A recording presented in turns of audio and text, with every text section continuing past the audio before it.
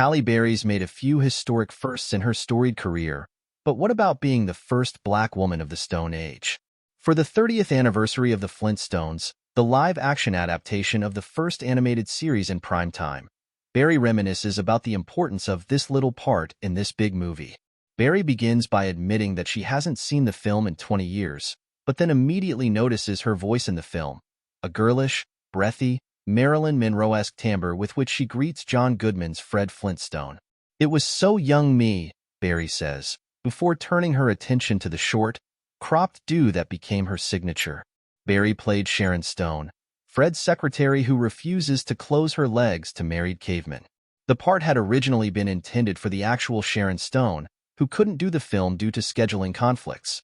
The weight of landing a part meant for a white actress, and one of the biggest actresses around at the time, was not lost on the young Berry, who was 27 when the film came out and had not yet quite broken through in Hollywood.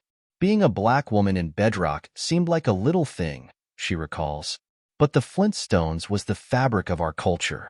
I knew that this was a big step forward for black people, black women especially."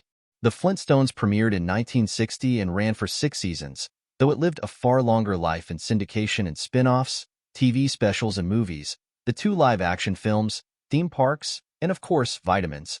Still, like many ubiquitous pop culture touchstones from 60 years ago, the Flintstones were pretty white, especially for a show set thousands of years ago. So becoming a part of this cultural touchstone was kind of a big deal for an up-and-coming black actress.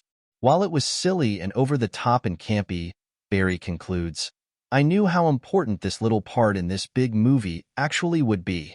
The Oscar winner had previously expressed her love for Miss Stone, even if she was a prehistoric homewrecker. Everyone said, "Oh, why would you want to do a movie based on a cartoon?"